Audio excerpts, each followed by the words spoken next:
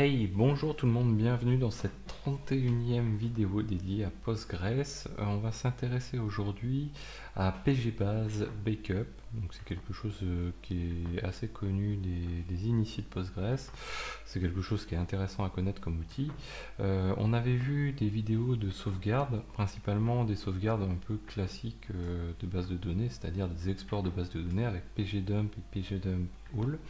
pgdumpall ayant donc vu son nom pour vocation à exporter une instance entière, un cluster entier de Postgre, alors que pgdump lui a vocation plutôt à faire des choses plutôt splittées, donc soit de la database, soit même des choses plus précises, des tables ou autres.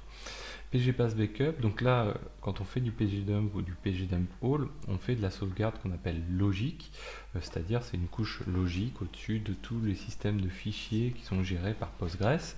Et le PGBase Backup, lui, c'est l'opposé, c'est la sauvegarde physique, c'est-à-dire une sauvegarde des fichiers proprement dit, du système de fichiers qui est utilisé par Postgre.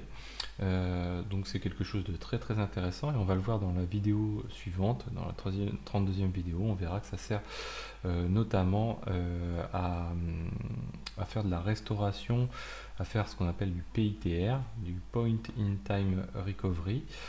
Donc ça va être très pratique avec les fichiers d'archives. Là, aujourd'hui, on va s'intéresser simplement au PGBase Backup. C'est pas forcément sa meilleure manière d'utiliser. Normalement, on l'utilise plutôt avec PITR parce que quand on veut faire du PGBase Backup, c'est plutôt pour quelque chose d'un petit peu plus poussé, généralement pour de la production. Mais aujourd'hui, on va apprendre surtout à utiliser on va l'utiliser simplement. Vous allez voir que c'est très très facile à utiliser. Ce qu'il faut bien retenir, c'est ça, c'est que c'est une sauvegarde physique. Donc un bon DBA vous dirait qu'une sauvegarde de base de données, il doit y avoir une sauvegarde logique, donc un dump, et une sauvegarde physique, donc c'est deux choses différentes, stockées aussi à des endroits, dans l'idéal à des endroits différents, de manière à éviter en cas de crash toute perte de choses. De la même manière qu'une bonne sauvegarde doit être testée régulièrement, ça je l'ai déjà dit et je le redis. Une sauvegarde qui est faite sans test, c'est comme si vous n'aviez pas sauvegardé. Pourquoi? Parce que le jour où vous allez avoir un incident, si ça se trouve, vous allez arriver sur votre incident, vous allez lancer votre procédure de restauration et elle va planter parce que vous allez avoir un dump qui ne va pas être opérationnel et là ça peut être catastrophique. D'autres DBA vous le diront d'ailleurs, généralement un DBA, quand on parle de sauvegarde, pour lui, s'il n'y a pas de test, il vous dira que c'est comme si vous n'aviez fait aucune sauvegarde. Donc c'est une sauvegarde physique. Son gros avantage de cette sauvegarde physique de PGBase Backup, d'une part, c'est qu'elle est quasiment transparente, elle peut se faire à chaud, elle se fait à chaud généralement, elle peut se faire à chaud en tout cas, donc elle pose pas de lock ou de choses comme ça qui peuvent être très très nuisants pour une base de données. Donc là c'est plutôt assez sympathique. Elle se fait par instance, par cluster. Donc si sur une machine on a plusieurs instances, plusieurs clusters, on va être obligé de faire plusieurs PGBase Backup. L'idéal c'est de le programmer quand même assez régulièrement, même on le verra quand on utilise le système de wall, ça peut être quand même assez intéressant de le faire régulièrement. Sa copie elle se fait sous forme de binaire, donc vous inquiétez pas, c'est quand même assez compressé, on va pas récupérer les fichiers un à un, etc.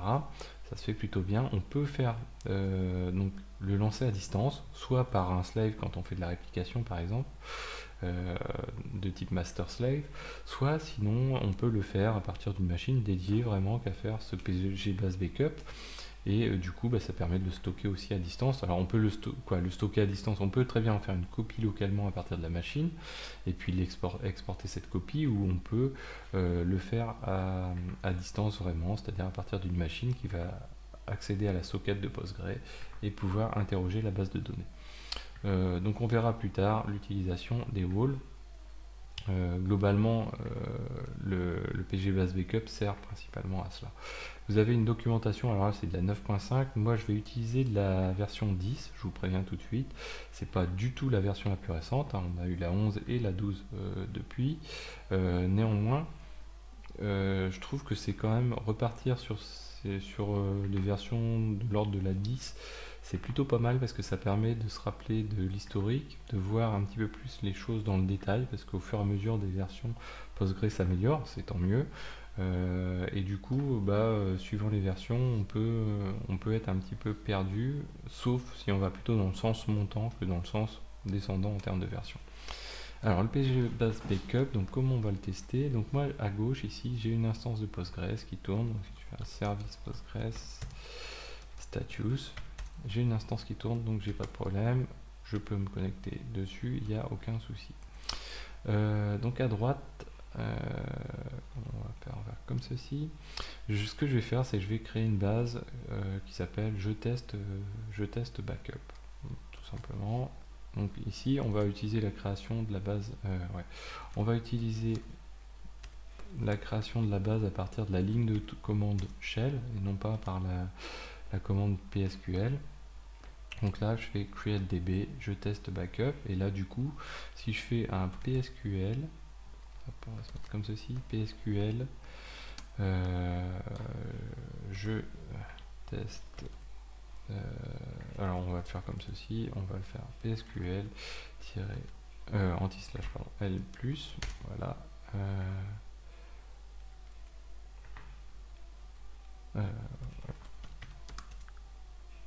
Pourquoi il me refuse? Qu'est-ce qu'il me fait? Je suis Postgre. Voilà, très bien. Donc là, si je veux faire un PSQL, suis-je bête? Hop, on remonte, voilà. Autant pour moi, là, je m'enflamme un petit peu. -C pour passer la commande. Voilà, donc là, si je regarde au niveau de mes bases, j'ai bien la base je teste backup qui a été créée. J'avais oublié le petit c pour passer la commande tout simplement. Alors ensuite, ce qu'on va faire, on va faire donc la même chose ici, mais on va créer une table dans cette base je teste backup. Donc là, voilà ce que ça donne. Donc je fais un PSQL je teste backup-c create table xavkey. Je crée une seule colonne qui est un integer tout simplement. Donc entrée. Donc là, n'hésitez pas à aller voir dans la description de la vidéo, vous avez le lien pour retrouver les éléments. Ensuite, ce qu'on va faire, c'est qu'on va créer 20 000 lignes dans cette... pourquoi j'ai ça? Ah oui, si, c'est bon. Dans cette table, donc je fais un insert into xavkey select étoile from generate series, donc c'est une fonction qu'on a déjà utilisée de 1 à 20 000. J'appuie sur entrée, c'est ce qui me semblait que ça allait poser problème, voilà. Donc là il vient de le faire. Donc là si je fais un anti-slash, donc ici je mets en je teste backup, anti-slash dt, j'ai bien une table. Si je fais un anti-slash select count étoile from la table qui se nomme xavkey, qu'est-ce que j'ai? Je m'aperçois que dans cette table xavkey qui est dans la base je teste backup, j'ai bien 20 000 lignes. Donc nickel. Donc on va continuer. Et là ce qu'on va faire, on va créer à partir du user Postgre, ça c'est important, il faut que le user Postgre ait accès au répertoire qu'on va créer tout de suite. Donc moi je le crée dans le répertoire temporaire. L'idéal c'est de créer ce répertoire là plutôt vers quelque chose de distant, un NFS ou autre, de manière à faire en sorte que les sauvegardes bien sûr soient pas stockées sur la même machine. Et là ce qu'on va faire, on va faire un PGBase Backup. Alors on va se rendre dedans, un PGBase Backup grand F, donc pour préciser un format de type PGBase Backup, et ce format ça va être un petit t pour un format tar, grand D pour indiquer l'endroit où on va stocker nos fichiers tar, et ça va être un slash dans slash tmp slash tmp slash bck. Donc si je me rends dedans, je fais un ls, là je m'aperçois que j'ai deux fichiers tar qui ont été créés, le base.tar et le pgwall.tar. Donc juste deux mots, le base.tar c'est quoi? C'est l'intégralité des fichiers qui permettent de constituer la base de données. Donc ça permet de la base de données, de reconstituer l'instance Postgre. Donc en gros ça correspond à /var lib /postgresql 10 en l'occurrence, donc mon numéro de version, et là je suis dans un cluster, une instance qui s'appelle main, et là c'est l'ensemble de ces choses-ci hormis le pg underscore wall qui est là. Le pg underscore wall, lui, est finalement backupé dans un tar spécifique. Donc vous voyez que quand on parle de sauvegarde physique, c'est la sauvegarde physique de tous ces répertoires-là, tout simplement, en gardant la même structure. Donc là, on vient de faire cette sauvegarde. Donc là, on va simuler une perte, tout simplement, pour faire une restauration. Donc on va stopper Postgres. Hop. On va stopper Postgres. Donc je fais un service. Hop, là, il faut que je passe en route. Service. PostgreSQL. Donc on avait vu tout à l'heure, on avait bien 20 000 lignes, pas de problème. Là, ce que je fais, c'est que je stoppe Postgres déjà dans un premier temps. Donc ça, c'est une chose. Et ensuite, ce que je vais faire, je vais supprimer tout le contenu de mon instance, tout le contenu des fichiers physiques de mon instance. Donc si je refais le ls que j'avais tout à l'heure, ouais, je l'avais en Postgres, voilà. Là, j'ai plus rien dedans. Donc en fait, si je démarrais Postgres, là, ça marche pas. C'est clair, il n'y a plus de fichiers, il n'y a plus rien. Donc là, ce qu'on va faire, on va utiliser. Donc on va se mettre. Alors on n'est pas obligé de se mettre en Postgres d'ailleurs. On va tout simplement détarer les fichiers de backup qu'on a réalisé. Donc je vais coller cela. Donc le premier que je vais jouer, alors peu importe l'ordre de toute façon, le premier que j'ai joué c'est le /tmp backup base.tar et je lui dis que il va me le détarer dans /main. Var lib PostgreSQL, la version /main. Hop, il me fait ça et après je fais exactement la même chose avec le pgwall, tout simplement. pgwall, et là je vous dis qu'il n'y a pas de sens. Si il y a un sens, il faut d'abord faire en premier la base, parce que vous voyez qu'il a créé le répertoire wall déjà, et là je vais le détarer dedans directement. Voilà, donc là il vient de le faire. Donc là pgbase backup lui va se servir de ces éléments là pour pouvoir ensuite redémarrer gentiment. Donc on l'avait vu lors des vidéos précédentes, le principe de Postgres, c'est suivant la manière dont il s'est arrêté, il va avoir besoin des fameux fichiers wall pour démarrer la base, revenir à un état stable où on a eu une validation de nos données, et puis si nécessaire il va compléter cela avec les fichiers wall. Et puis là on est en mesure du coup de redémarrer Postgres. Donc là je vais faire start, je repasse ici. Donc là, souvenez-vous, on a quand même droppé tous les fichiers physiques. Donc on a fait notre restauration, je repasse en tant que Postgres, je viens de démarrer Postgres, et là je vais aller faire directement mon select count étoile, et je retrouve mes 20 000 lignes. Donc on a bien eu une restauration qui a été réalisée. Si je regarde ma base, bon, de toute façon mes bases sont bien présentes comme il faut.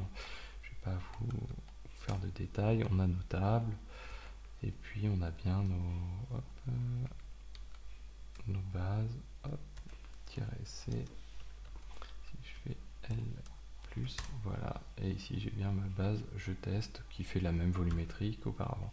Voilà, donc là on a fait une restauration physique pour le coup, à partir de pgbase backup. On verra lors de la vidéo suivante, là ça va être beaucoup plus intéressant, on va utiliser cette sauvegarde physique comme point d'appui, je dirais.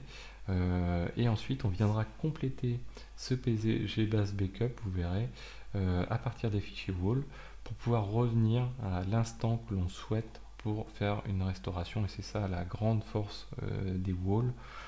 Donc on va en reparler dans la vidéo suivante. Voilà, donc j'espère que cette vidéo vous a plu. Elle est assez simple.